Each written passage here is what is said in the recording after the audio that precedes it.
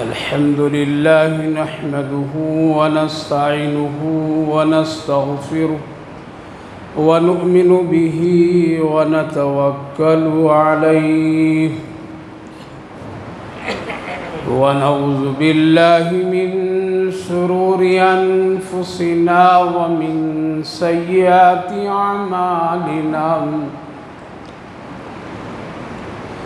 من يهده الله فلا مضل له ومن يضلله فلا هادي له ونشهد أن لا إله إلا الله وحده لا شريك له ونشهد أن سيدنا ونبينا وحبيبنا ومولانا محمدا عبده ورسوله وصلى الله تعالى عليه وعلى آله وأصحابه أجمعين أما بعد فأعوذ بالله من الشيطان الرجيم بسم الله الرحمن الرحيم وإذ ابتلى إبراهيم ربه بكلمات فأتمهن قال الله تبارك وتعالى في مقام آخر يا أيها الذين آمنوا لا ترفعوا أصواتكم فوق صوت النبي ولا تجهروا له بالقول كجهر بعضكم لبعض أن تحبط أعمالكم وأنتم لا تشعرون صدق الله العظيم وصدق رسوله النبي الكريم ونحن على ذلك لمن الشاهدين والشاكرين والحمد لله رب العالمین۔ قابل قدر بزرگوں اور دوستوں، اللہ رب العالمین کا شکر، اس کا احسان، اس کا کرم، اس کی مہربانیاں کہ اللہ نے ہم سب کو ایک خاص اور اہم عبادت نماز جمعہ ادا کرنے کی غرض سے اپنے گھر میں پہلے پہل آنے کی توفیق مرحمت فرمائی۔ اللہ تعالیٰ قبول فرمائے، آخرت کے لیے نجات کا ذریعہ بنائے۔ گزشتہ جمعہ میں نے حضرت ابراہیم علی نبینا علیہ السلام کی شریعت سے متعلق ان کے دور اور ان کی زمانے میں اللہ نے جن چیزوں کے کرنے کا حکم دیا تھا اس سلسلے میں چند ضروری اور اہم مسائل کی طرف اشارہ کیا، بلکہ اس پر بات چیت ہوئی۔ ہر ایک نبی کو اللہ رب العالمین نے الگ الگ کام، الگ الگ خدمتیں، الگ الگ عبادتوں کے کرنے کا حکم دیا۔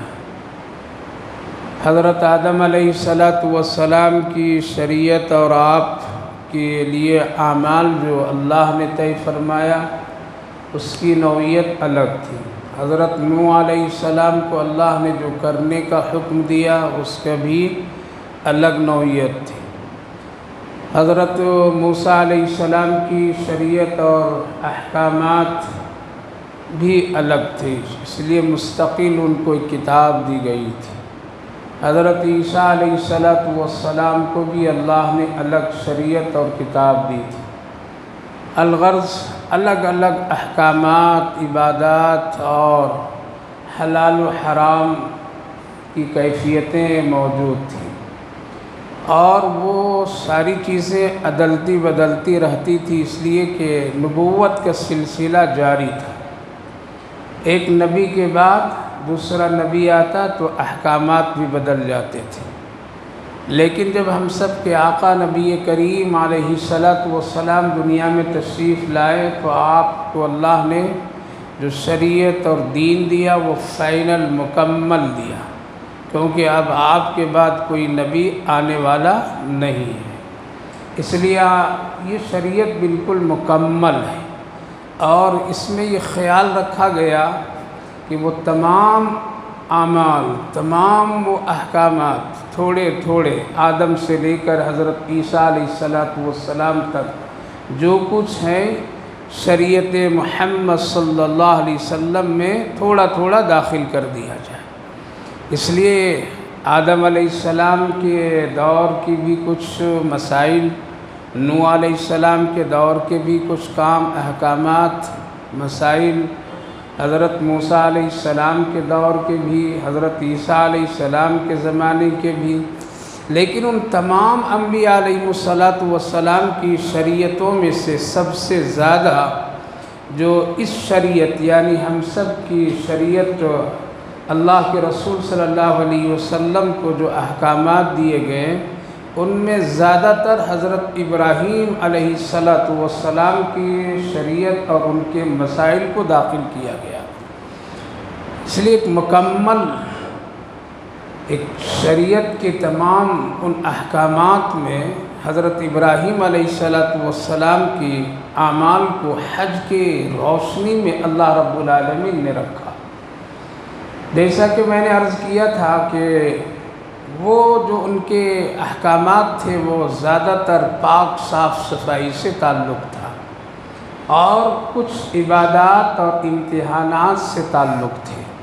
پاک صاف صفائی سے جیسا کہ میں نے عرض کیا تھا، سر کے بال ڈھنگ سے رکھنا، اس میں کنگھا کرنا، مسواک کرنا، بغل اور زیر ناف پوشیدہ بالوں کی صاف صفائی کرنا، ناخن کاٹنا، ختنہ کرانا، یعنی وہ چیزیں جہاں پر گندگیاں جم سکتی ہے اور بیماریاں پھیل سکتی ہے اور ایک انسان کے اس کے کردار اور اخلاق میں فرق آ سکتا ہے، ان ساری چیزوں کی پاک صاف صفائی کے لیے حضرت ابراہیم علیہ السلام کی شریعت میں بڑی اہمیت دی گئی تھی۔ اور وہ تمام وہ مسائل تھے جو جس کا تعلق بندوں سے تھے، ان میں سے مہمان نوازی بھی حضرت ابراہیم علیہ السلام ہی کے زمانے سے بہت ہی منظم طریقے سے شروع ہوا۔ اس سے پہلے بھی یہ سلسلہ رہتا تھا، یہ سلسلہ چلتا تھا، لیکن باضابطہ مہمان نوازی، لوگوں کو دعوت دینا، لوگوں کو بلانا، رشتہ داروں کو بلانا، کسی اجنبی کو بلانا اور ان کی خدمت کرنا، مہمان نوازی کرنا، یہ ساری چیزیں حضرت ابراہیم علیہ السلام۔ تو یہ وہ احکامات تھے اور وہ شرعی چیزیں تھیں جو اللہ نے اپنے پیارے نبی حضرت محمد رسول اللہ صلی اللہ علیہ وسلم کی شریعت میں شامل فرما دیے۔ اس لیے بال کی صاف صفائی، کنگھی کرنا یعنی بال میں سر میں کنگھا کرنا، داڑھی میں کنگھا کرنا، بغل کے بال کا صاف کرنا، ناخن برابر کاٹتے رہنا، اور اسی طریقے سے خوشبو، سنت، ختنہ، یہ ساری چیزیں ہماری اور آپ کی شریعت میں داخل ہیں، اور یہ سنت کے درجے میں اس سے کرنے سے انسان کے اخلاق اچھے نظر آتے ہیں، دوسروں کی نظر میں یہ مہذب نظر آتے ہیں۔ ایک آدمی اگر بال بے ڈھنگا رکھ لے تو لگتا ہے کہ یہ انسان ہے یا کوئی اور حیوان ہے۔ اسی لیے اللہ کے رسول صلی اللہ علیہ وسلم برابر اپنی داڑھی مبارک میں کنگھا کرتے تھے، اور باضابطہ آپ اس کا اہتمام فرماتے تھے اور کرنے کا حکم دیتے تھے، اور آپ فرماتے تھے کہ ان یہود و نصارہ کی داڑھیوں کی طرح تمہاری داڑھی نہ ہو، اس کی ایک مقدار متعین کی گئی ہے اور کنگھے کرنے کا۔ اسی لیے ایک مدینہ طیبہ میں ایک بچہ تھا جو برابر خوشی سے اللہ کے رسول صلی اللہ علیہ وسلم کے پاس آتا تھا اور کہتے ہیں رسول اللہ ذرا آپ کے سر مبارک میں ہم کنگھا کر دیں، اور آپ کبھی کبھی اس کی دلجوئی کے لیے کرواتے تھے۔ تو میرے بھائیو بزرگوں، یہ ساری وہ چیزیں تھیں حضرت ابراہیم علیہ السلام. کیوں؟ آگے حج کے پورے مسائل انہی سے جڑے ہوئے. لہذا آج میں ایک حضرت ابراہیم علیہ السلام کے جو 3 حالات ہیں. ایک ہے یہ سارے معاملات جو پاک صاف صفائی سے تعلق رکھتے ہیں. دوسرا معاملہ ان کی امتحان اور آزمائش، کیونکہ انسان کو اس دنیا میں اللہ نے بھیجا ہے تو امتحان اور آزمائش بھی اس کے ساتھ رکھا ہے. کوئی آدمی، کوئی مسلمان یہ چاہے نہیں بالکل پاورفل اور خوشی خوشی بالکل پھولوں کے گلدستہ کی طرح زندگی گزار لے، کبھی آنچ نہ آئے، کبھی تکلیف نہ ہو، کبھی امتحان نہ ہو، کبھی ہم کو کوئی پریشانی نہ ہو. ایسا نہیں ہے، بلکہ اللہ نے ہم سب کو اس دنیا میں بھیجا ہے، امتحان بھی لے گا، وہ اس کا حق ہے، اللہ کا حق ہے. اسی لیے قرآن کریم میں اللہ نے فرمایا وَلَنَبْلُوَنَّكُمْ بِشَيْءٍ مِّنَ الْخَوْفِ وَالْجُوعِ وَنَقْصٍ مِّنَ الْأَمْوَالِ وَالْأَنفُسِ وَالثَّمَرَاتِ وَبَشِّرِ الصَّابِرِينَ. ہم تم کو خوب آزمائیں گے، مختلف انداز سے آزمائیں گے. کبھی ہم تمہارے مال کو اچانک کم کر دیں گے اور امیری سے غریبی کے دلہز پر لا کر کے کھڑا کر دیں گے. دیکھوں گا اس وقت تمہارا میرے سے کیسا تعلق ہے. یہ آزمائش ہے. وَلَنَبْلُوَنَّكُمْ بِشَيْءٍ مِّنَ الْخَوْفِ. کبھی ایسا ڈراؤں گا کہ کسی ظالم اور جابر حکومتوں سے اور حکمرانوں سے، دھمکیوں سے تمہارے لیے میں نے خوف زدہ ماحول بنا دوں گا. لہذا یہ سب جو آج دنیا میں ہو رہے ہیں، ڈر، خوف، دہشت، یہ سب اللہ کی طرف سے ایک آزمائش ہے مسلمانوں کے لیے. مسلمانوں کے لیے یہ ہونا ہے. کوئی مسلمان اگر چاہے کہ نہیں بالکل مخمل پر قدم رکھ کر کے سو کر کے قبر کے مخمل میں پہنچ جائیں، ایسا نہیں ہوگا. وَلَنَبْلُوَنَّكُمْ بِشَيْءٍ مِّنَ الْخَوْفِ. ڈراؤں گا دشمنوں سے تمہیں، اور ایسے وقت میں دیکھوں گا تم دشمن کا ہوتا ہے یا میرا ہوتا ہے. ایسے وقت میں ہم تم کو دیکھیں گے کہ یہ ڈر خوف میں ایمان پر قائم رہتا ہے یا بدل جاتا ہے. وَلَنَبْلُوَنَّكُمْ بِشَيْءٍ مِّنَ الْخَوْفِ. دشمن تم کو دھمکی دے گا، مذہب بدل دو، ایمان بدل دو، ایسا کرو ویسا کرو. تو اس وقت ہم تم کو دیکھیں گے تمہارے دل میں ایمان کتنا ہے، تیرے دل میں اللہ کی محبت کتنی ہے، تیرے دل میں نبی کی محبت کتنی ہے، تمہارے دل میں اسلام کی عظمت اور قدر کتنی ہے. دیکھوں گا. وَلَنَبْلُوَنَّكُمْ بِشَيْءٍ مِّنَ الْخَوْفِ وَالْجُوعِ. کبھی کبھی قحط سالی، بھوک کی وجہ سے تم کو آزمائیں گے. روزی روٹی چھین لوں گا، دینے والا میں بھی ہوں تو چھیننے والا بھی میں ہوں. کبھی تجھے بھوک سے تڑپائیں گے، اس وقت دیکھوں گا تم حلال کھاتے ہو یا حرام کھاتے ہو. بھوک کی وجہ سے تو آدمی حرام کی طرف کبھی چلا جاتا ہے. اس لیے ایسے حالات کبھی اگر پیدا ہو جائے تو اللہ دیکھنا چاہتا ہے یہ حرام کا طرف جا رہا ہے یہ حلال کی طرف جا رہا ہے. اسی لیے اللہ نے آزمائش بھوک کا بھی رکھا ہے، مال کی کمی. ان ساری چیزوں کے بعد اللہ نے فرمایا وَبَشِّرِ الصَّابِرِينَ. صبر کر لو گے. لہذا آج جو دنیا میں مسلمانوں کے ساتھ آزمائشیں ہیں اور ہوتی ہے، 3 طرح کی آزمائش، 3 طرح کی آزمائش. کبھی کبھی ایمان کے سلسلے میں اللہ خوب آزماتا ہے، کبھی کھانے پینے کی چیزوں کے سلسلے میں آزماتا ہے، کبھی ہمارے آل اولاد اور ہماری تجارتوں کے سلسلے میں اللہ آزماتا ہے. یہی وہ مسائل ہیں جو آج دنیا میں پورے پھیلے ہوئے ہیں. تو اللہ تعالیٰ نے آزمائش کا ایک سلسلہ رکھا ہے. حضرت ابراہیم علیہ السلام سے بھی اللہ نے آزمائش اور امتحان کیا اور لیا ہے، اور یہ سارے انبیاء علیہ السلام سے ہیں. ایسا نہیں ہے کہ صرف حضرت ابراہیم سے ہو، بلکہ ہم سب کے آقا نبی کریم علیہ السلام سے. بلکہ آپ بھی فرماتے تھے جتنا ہم کو آزمایا گیا ہے کسی اور کو نہیں آزمایا گیا ہے، جتنا ہم سے امتحان لیا گیا اور کسی سے نہیں لیا گیا ہے. اور سنو، صحابہ کو اللہ کے رسول صلی اللہ علیہ وسلم نے فرمائے سنو اگر تم ہم سے محبت رکھتے ہو تم کو بھی اسی طرح آزمایا جائے گا. اسی لیے پوری دنیا میں جتنے صحابہ سے آزمائش ہوئی ہے، جتنا ان کو آزمایا گیا ہے، جتنا ان کا امتحان لیا گیا ہے، آج کسی سے اتنا امتحان نہیں. آج ایسے امتحانات نہیں لیے جا رہے ہیں، اور نہ لینے والا کوئی ہے اور نہ اس طرح برداشت کرنے والا کوئی ہے. اس لیے کبھی ایمان، کبھی اخلاق، کبھی عزت و آبرو، یہ ساری چیزیں صرف درجہ بدرجہ اللہ رب العالمین امتحان آزمائش کا سلسلہ رکھا ہے اور آج ہو رہا ہے، اور اس سے ہم سب کو گزرنا پڑے گا۔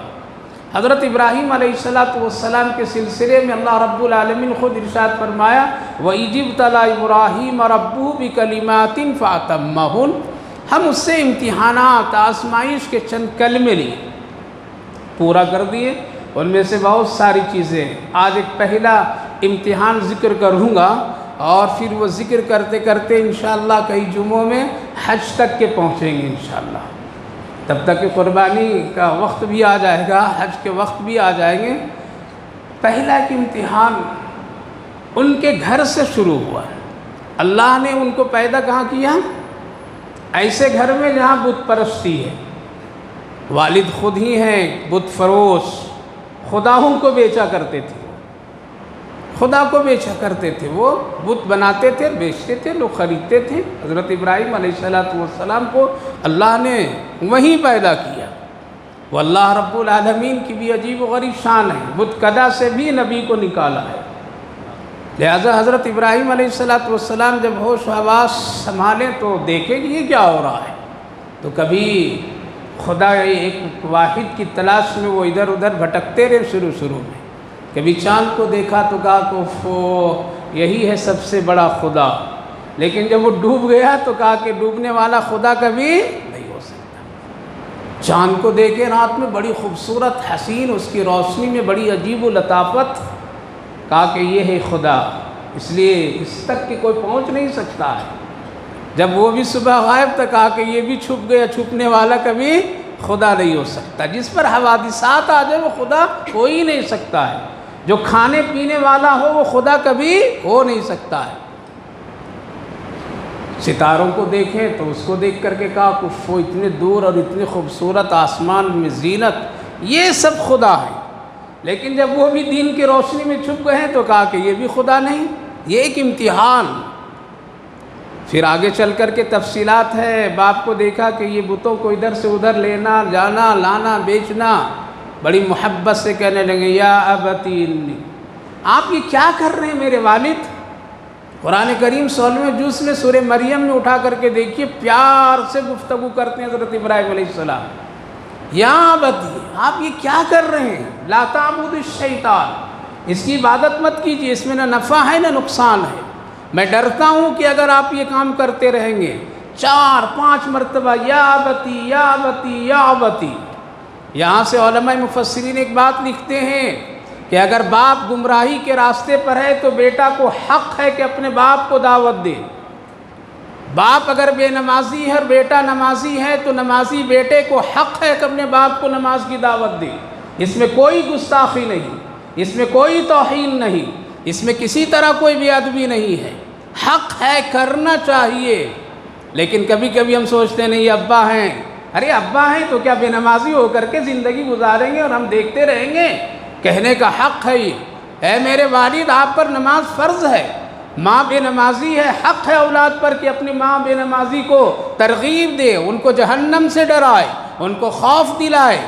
صرف وہ احترام کا یہ مطلب نہیں ہے کہ ان کے سامنے بالکل خاموش رہ جانا، غلطیوں پر اصلاح کرنا، باپ پر بھی ذمہ داری، بیٹوں پر بھی ذمہ داری، بیٹیوں پر بھی ذمہ داری، بہو پر بھی ذمہ داری، گھر کے ہر ایک فرد کو فرد پر ذمہ داری ہے۔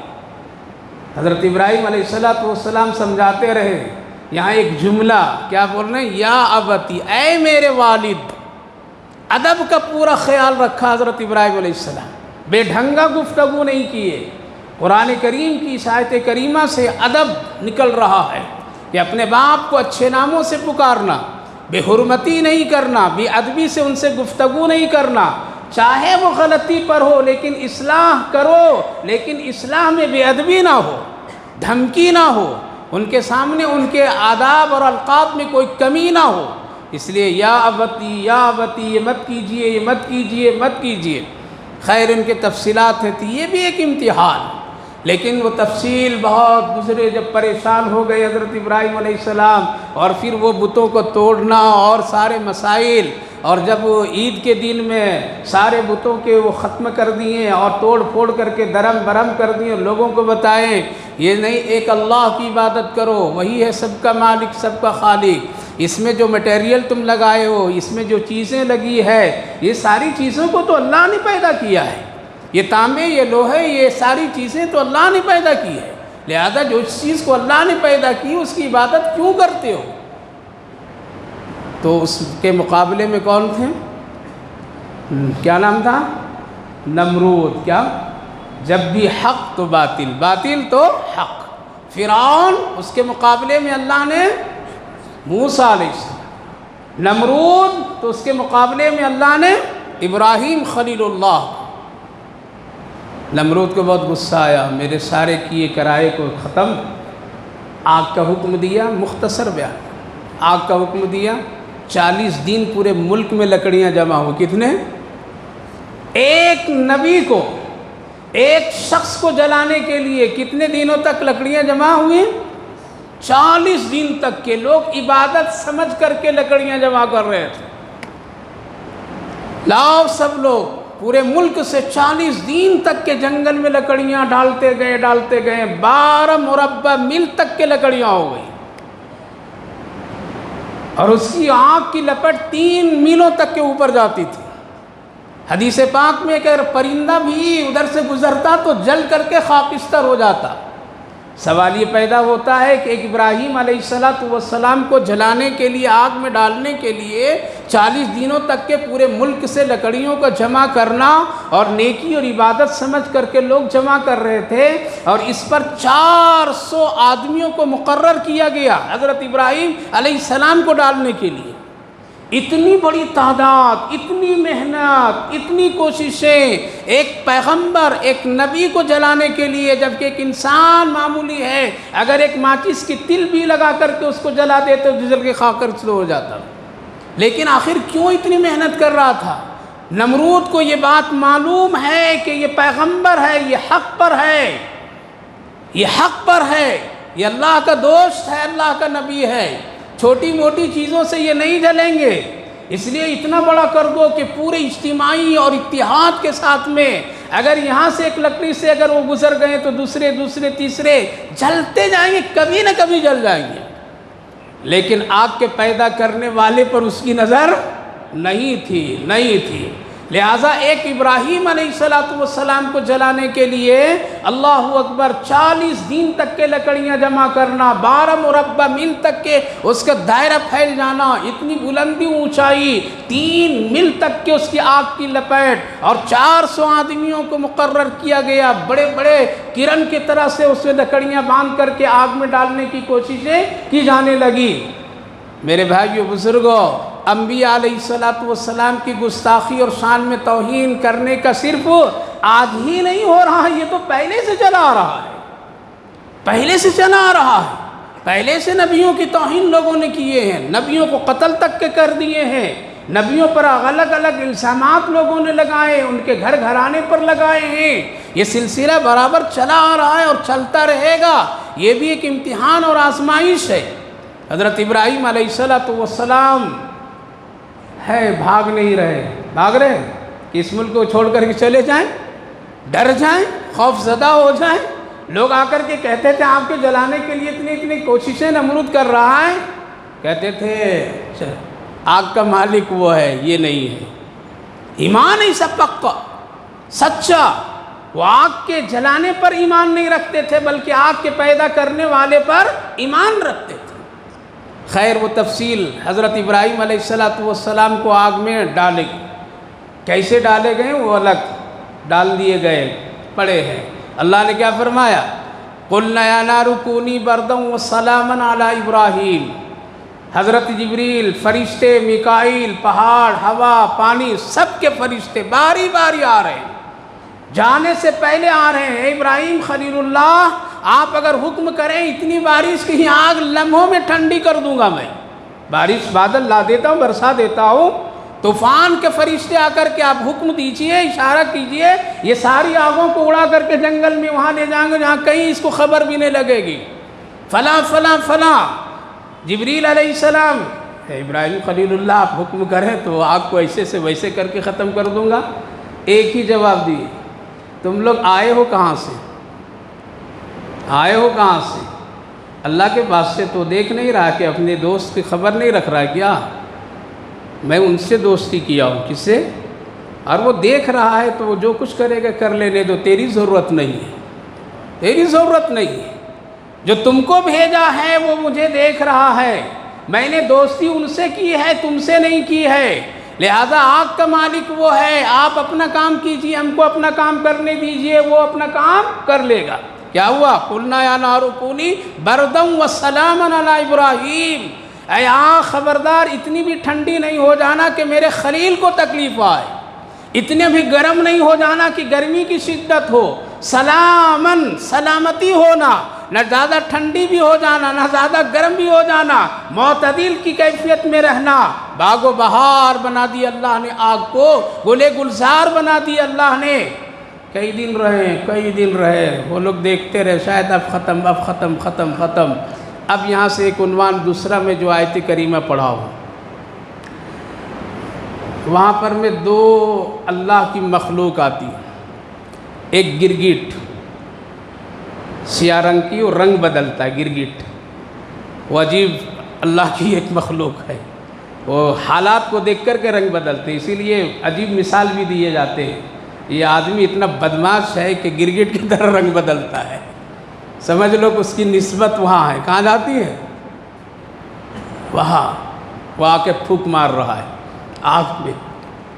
ایک پرندہ آتا ہے اور ایک قطرہ پانی ڈالتا ہے، یہ سب حدیث میں، ایک قطرہ ڈالتا ہے اور واپس، حضرت جبریل دونوں دیکھ رہے، نگرانی کر رہے۔ اللہ رب العالمین سے حضرت جبریل علیہ السلام کا پروردگار یہ دو ہے تیرے مخلوق، ایک پھونک مار، اتنی جلی جلائی آگ میں، اس کے پھونک سے آگ نہ بجھ سکتی ہے نہ جل سکتی ہے، اور یہ پرندہ ایک قطرہ پانی ڈالا ہے، نہ اس کے قطرے سے آگ بجھ سکتی ہے نہ کچھ ہو سکتا ہے، یہ آخر یہ دونوں کیا کر رہے ہیں؟ کہا کہ آپ ہی پوچھ لو۔ دنیا میں دو طرح کے لوگ ہیں اس وقت، ایک پرندے کی نسبت اور ایک گرگٹ کی نسبت، مسلمانوں میں بھی ایسے ہی، دین اور شریعت ہم معاملات پر نہیں جاتے ہیں، ہم بھی دین میں اسی طرح رنگ بدلتے ہیں گرگٹ کی طرح۔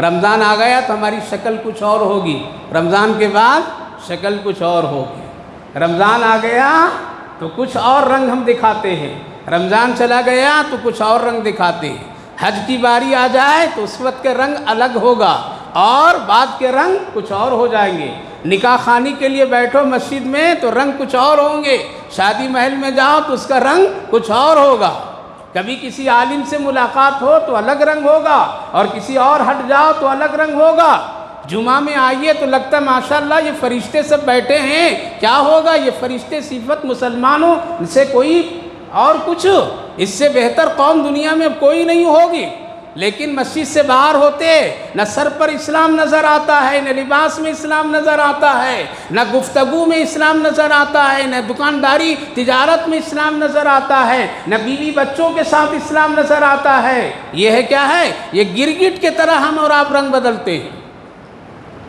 اور ایک ہے وہ پرندہ جو پانی کا قطرہ، حضرت جبریل علیہ السلام دونوں سے گفتگو کی ہے، پرندے کی بات بتا دی، پرندے سے جب گفتگو کیے تو پرندے سے کہا کہ اے پرندہ تو اتنی بڑی آگ 12 مربع میل، یہ ساری کیفیت، اس میں تو ایک قطرہ ڈال رہا ہے، اس سے آگ بجھے گی؟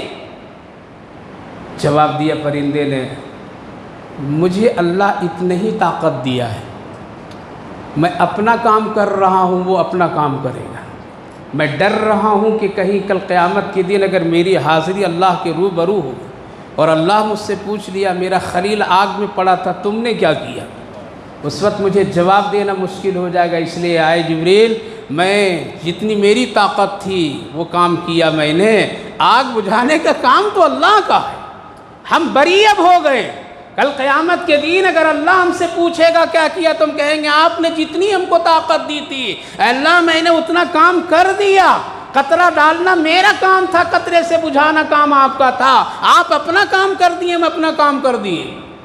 آج یہی حال ہے میرے بھائیو بزرگوں، وقت وقت پر فتنے اٹھنا، وقت وقت پر اسلام کے خلاف بولیاں بولی جانے والی، وقت وقت پر میں تحریکیں تنظیموں کا آ جانا، اور وقت وقت پر میں اسلام کو بدنام کرنا، اس سے بھی آگے بڑھ کر کے ہم سب کے آقا نبی کریم علیہ السلام کی شان میں اور اس پیارے ماں ام المومنین عائشہ صدیقہ رضی اللہ عنہا کی شان میں گستاخی کرنا، یہ سب کیا؟ یہ آزمائش امتحان ہے۔ ایسے موقع پر ہم کو اور آپ کو کرنا کیا؟ ہم اور آپ تو یہ سوچتے ہیں کہ ہمارا یہ کام نہیں ہے، یہ کوئی مولوی کام کرے گا۔ ہم اور آپ یہ سمجھتے ہیں یہ میرا کام نہیں، ہمیں کیا معلوم کیا تعلق حضرت عائشہ کون، حضرت نبی کریم علیہ السلام کی کیا باتیں، کر لیا اس کا انجام وہ اللہ جانے، ہم کو کیا مطلب ہے؟ یاد رکھیے یہ ایمان سے تعلق ہے۔ اگر کوئی آدمی نبی کی گستاخی کرتا ہے، یا اگر کوئی آدمی نبی کی گستاخی کو سن کر کے وہ دل میں برداشت یوں ہی کر لیتا ہے، اس کے دل میں ذرا احساس تک نہیں ہوتا ہے، اس کے دل میں ذرا درد بھی نہیں ہوتا ہے، تو کہہ دیجئے کہ تم مسلمان نہیں ہو، تمہارے دل میں ایمان نہیں ہے، ابھی تمہارے دل میں اللہ کے رسول اور اللہ کے رسول کے گھر والوں سے کے بارے میں کوئی عظمت نہیں ہے۔ تبھی تو حضرت عمر رضی اللہ عنہ جیسی شخصیت، جس کے بارے میں اللہ کے رسول بارہا دعائیں کیے، جن کی بشارت دھرتی پر بار بار جنتی ہونے کی، اللہ کے رسول نے پوچھا تھا ایک موقع پر سفر کی حالت میں، عمر مجھ سے تم کتنی محبت کرتے ہو؟ تو کہا کہ یا رسول اللہ آپ سے محبت اپنی جان کے بعد ساری چیزوں سے زیادہ محبت کرتا ہوں، جان میری اپنی ہے، اس کے بعد جتنی چیزیں وہ سب ایک طرف آپ ہی آپ ہیں اور کوئی نہیں۔ اللہ کے رسول کیا فرمائے؟ لگ رہا ہے ابھی تو پکا سچا مسلمان نہیں بنا ہے، اللہ پکا سچا مسلمان نہیں ہوا ہے، ابھی تیرا ایمان لگ رہا ہے ابھی دل میں نہیں آیا ہے۔ وہ حضرت عمر رضی اللہ تڑپ گئے، بلبلا گئے، رونے لگے، کیا کروں یا رسول اللہ؟ آپ نے فرمایا جب تک جان سے بھی بڑھ کر کے مجھ سے محبت نہیں کرو گے تم اللہ کے نزدیک مومن مسلمان نہیں کہلاؤ گے۔ سر جھکائے اور پھر اٹھائے اور کہا کہ یا رسول اللہ اپنی جان سے بھی زیادہ آپ کو محبوب رکھتا ہوں۔ اللہ کے رسول نے فرمایا الآن یا عمر اب تو مسلمان ہوا ہے، اب ہوا ہے مسلمان، مکے میں نہیں ہجرت کر کے آئے تب یہ بات ہو رہی ہے۔ اللہ کے رسول فرمایا اب ہوا تو مسلمان، یعنی کامل مسلمان اب ہوا۔ مسلمان تو ہو گیا تھا کلمہ پڑھ کر کے، لیکن کامل مکمل مسلمان، اللہ کی نظر میں پکا مسلمان وہ ہوگا جو نبی کو اپنی جان سے بھی زیادہ محبوب سمجھتا ہو۔ میرے بھائیو بزرگو، آج یہ ہم سمجھتے ہیں اور پورا ملک خاموش تھا۔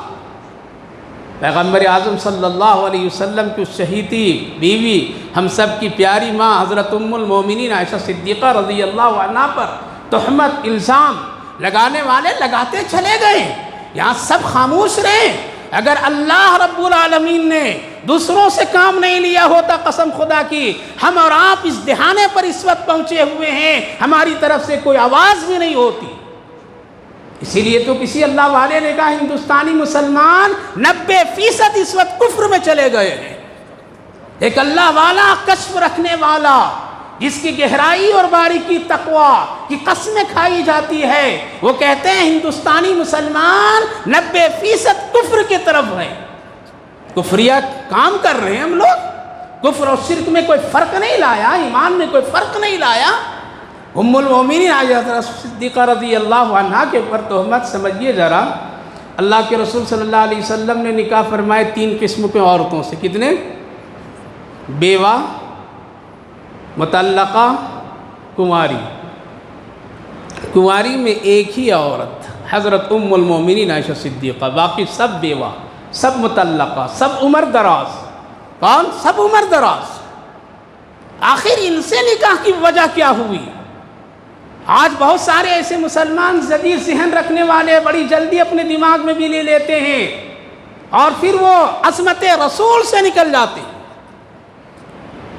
اس کی وجہ خاص یہ تھی کہ جن کی یہ بیٹی تھی نا، 2 صحابی رسول اللہ کو بہت چاہتے تھے، ایک حضرت عمر، حضرت ابو بکر، اور ان دونوں سے رسول اللہ بھی بڑی محبت فرماتے تھے۔ دونوں کی یہ خواہش تھی کہ جس طرح سے ہم لوگ صحابی بن کر کے نبی کے اتنے قریب ہو گئے ہیں، کاش کے رشتہ دار بن کر کے قریب ہو جاتے تو اللہ کے یہاں ہمارا مقام اور ہو جاتا، اللہ کے یہاں ہمارا آخرت میں اور مقام اور درجہ بڑھ جاتا، نبی کے خاندان میں ہم شامل ہو جاتے، لیکن کوئی ذریعہ نہیں تھا کہ کیا کیا جائے۔ لہذا ان دونوں نے، حضرت عمر حضرت ابو بکر صدیق رضی اللہ عنہ نے سمجھا کہ اپنی بیٹی دے کر کے رسول اللہ سے خاندانی نسبت کو جوڑ لیں، اس لیے حضرت عمر رضی اللہ عنہ نے بھی اپنی بیٹی دیے اور اللہ کے رسول صلی اللہ علیہ وسلم نکاح فرمائے۔ حضرت ابو بکر صدیق رضی اللہ عنہ کے پاس یہی ایک آخری بیٹی ہے، لہذا حضرت ابو بکر صدیق رضی اللہ عنہ سمجھتے ہیں یہ نسبت کم سے کم ہم کو بھی مل جائے، اور ساتھ ساتھ ہمارے گھر سے، ہماری بیٹی کے ذریعے سے پوری عالم میں رسول اللہ کی سیرت سنت جو گھر کے اندر کی حالت ہے وہ پوری دنیا میں پہنچ جائے۔ تیسرا مقصد یہ تھا کہ اس وقت رسول اللہ صلی اللہ علیہ وسلم کی عمر زیادہ ہو گئی، ٹھیک ہے، اور آپ کے گھر میں جو ایک دو ازواج ابھی ہیں ان کی بھی عمریں زیادہ ہیں، نبی کو خدمت کی ضرورت ہے اس وقت میں، کہ کوئی نبی پاک علیہ السلام کی خدمت میں، گھر کی تنہائی کی حالت میں ایسے کچھ لوگ ہوں جو نبی کی خدمت کر سکے۔ اب نبی بھی بڑھاپے کی حالت میں ہیں اور ادھر ازواج جو دوسری ہیں حضرت ام صفیہ اور دوسرے زینب، یہ سارے لوگ عمر دراز ہو گئے ہیں، یہ خود نبی کی خدمت نہیں کر سکتی ہیں زیادہ تر، اللہ کے رسول بھی عمر اتنی ہے تو چاہ رہے تھے حضرت ابو بکر صدیق رضی اللہ عنہ کہ نبی کی کوئی خدمت ہو جائے اچھی اور وہ ہمارے گھر سے ہو جائے۔ لہذا حضرت ابو بکر صدیق رضی اللہ عنہ نے کیا کیا، حضرت ام المومنین عائشہ صدیقہ رضی اللہ عنہا سے نبی نے پیشکش نہیں کی، نبی پاک علیہ السلام نے اقدام نہیں فرمایا، بلکہ اللہ کے حکم آیا کہ آپ ایسا کر لیجئے۔ اسی لیے آپ نے اس وقت جس حضرت عمر رضی اللہ عنہ نے پوچھا یا رسول اللہ آپ یہ بتلائیے کہ آپ عائشہ صدیقہ سے نکاح خود اپنی مرضی سے کیے ہیں اللہ کی مرضی سے؟ اللہ کے رسول فرمائے اے عمر میں اللہ کی مرضی سے بار بار حضرت جبریل آتے تھے اور اپنی ہتھیلی میں عائشہ صدیقہ کی تصویر مجھے دکھاتے تھے اور اللہ کا حکم بتاتے تھے ان سے نکاح کر لیجئے۔ کیوں؟ باپ تڑپ رہا تھا، ابو بکر صدیق تڑپ رہے تھے، سب سے پہلے ایمان لانے والے تھے، جان نچھاور کرنے والے تھے، لہذا حضرت ابو بکر صدیق رضی اللہ عنہ نے نکاح کرا دیے۔ تفصیل 9 سال میں رخصتی، آج ہم لوگ اپنی عمر پر اس کو فٹ کرتے ہیں، یہ 9 سال اور نبی ہے، اس وقت کے 9 سال کے انسان بڑے طاقتور ہوتے تھے، آج تو وہ 30 سال کا نوجوان بوڑھا ہو گیا ہے، بیڑی سگریٹ تمباکو گٹکا گناہ کر کر کے اس کی جوانی چلی گئی ہے، سینکڑوں ہزاروں کیسز آج عدالتوں میں پڑے ہوئے، میں جس سے نکاح کیا جوان نہیں نہ مرد ہے۔ آج کے حالات یہ ہیں، آج کی سوسائٹی ایسی ہے، آج کی تہذیب ایسی ہے، لہذا اس وقت کے 9 سال کی عمر بڑی اچھی توانائی اور طاقت قوت اور جسم و جثہ کے اعتبار سے بہت اچھے لوگ ہوا کرتے تھے، کھانے پینے پاکیزہ زمانہ تھا، لہذا حضرت ام المومنین عائشہ صدیقہ رضی اللہ عنہا کا رخصتی 9 سال، اس وقت میں آپ صحت مند بھی تھی، اور سب سے بڑی جو چیز تھی وہ میرے بھائی بزرگوں، باہر تم اچھے آتے ہیں نظر، لیکن گھر کے حال احوال کون جانتا ہے زیادہ؟ بیوی جانتی ہے، بیوی جانتی ہے۔ نبی کی زندگی گھر کی بھی ہم کو ہونی تھی اور باہر کی بھی ہونی تھی، باہر صحابہ بیان کرتے تھے، حضرت ابو ہریرہ رضی اللہ عنہ، نبی ایسے تھے، نبی ایسے تھے، حدیث پاک میں سب سے زیادہ حدیث بیان حضرت ابو ہریرہ رضی اللہ عنہ۔ گھر کے اندر نبی کی نجی زندگی، نبی کی اخلاقی زندگی، نبی کی بیویوں والی زندگی، نبی کے شوہر کی حیثیت سے زندگی، نبی کے گھر کے تمام معاملات کا بیان کرنے والی حضرت ام المومنین عائشہ صدیقہ رضی اللہ عنہ۔ یہ کنواری تھی، ذہین تھی، اللہ نے چن کر کے دیا تھا، کیوں؟ نبی جب دنیا سے چلے جائیں گے تو نبوت کا کام حضرت عائشہ صدیقہ کے ذریعے سے اللہ دنیا میں پھیلائے گا۔ اسی لیے عورتوں میں سب سے زیادہ، محدثوں میں سب سے زیادہ ابو ہریرہ رضی اللہ عنہ کے بعد اگر کسی نے حدیث بیان کی ہے تو حضرت ام المومنین عائشہ صدیقہ رضی اللہ۔ آپ ہی نے بیان کیا، آقا آتے تھے تو گھر میں جھاڑو دیتے تھے، آقا آتے تھے تو اپنے بیویوں سے ایسے ملتے تھے، آقا آتے تھے رات میں تہجد ایسا پڑھتے تھے، ہم سوئی رہتی تھی لیکن آقا اٹھتے تھے تو مجھے جگاتے بھی نہیں تھے، آپ کا اٹھنا بھی معلوم نہیں ہوتا تھا۔ آپ ہی ہیں تو بتاتے تھے نبی آئے گھر میں کچھ نہیں تو روٹی کا ٹکڑا ملا، آپ اس کو دھو کر کے کھا لیے۔ یہ سب کون بتانے والے؟ نبی کی آخری وہ زندگی، وہ پہلو کو کون اجاگر کرنے والی؟ دنیا یہ کہہ رہی ہے کہ نبی نے عشق کے نعوذ باللہ کیا، تو یاد رکھیے اگر ہم خاموش رہ گئے، ہم بدلہ نہیں لیں گے، ہم کسی سے انتقام نہیں لیں گے، لیکن گستاخ رسول کے ایک لمبی فہرست حدیث میں موجود ہے، کتابوں میں موجود ہے۔ اللہ نے کسی کو بخشا نہیں دنیا میں، بلکہ دنیا ہی میں ذلیل کر دیا۔ مدینہ طیبہ میں ایک عورت، یہودیہ عورت تھی، جب نبی ہجرت کر کے آئے تو سن 2 ہجری میں اس عورت کو یہودیوں نے، عیسائیوں نے، کافروں نے کیا کیا؟ تیار کیا۔ اشعار بولا کرتی تھی، وہ بہت اشعار بولا کرتی تھی، نبی کے خلاف بولا کرتی تھی، نبی کے شان میں گستاخی کرتی تھی۔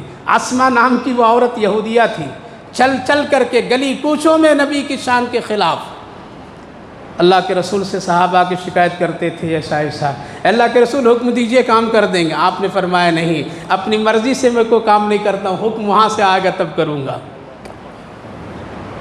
بدر کا موقع آ گیا 2 ہجری میں، آپ بدر چلے گئے، وہاں سے فارغ ہو کر کے آپ تشریف لائے۔ وہ عورت نبی کی شان میں گستاخی پر گستاخی، گستاخی پر گستاخی، اشعار پر اشعار، لوگ واہ واہ، نذرانے غیر لوگ پیش کرتے تھے، ہمت کے ساتھ وہ کام کرتی تھی۔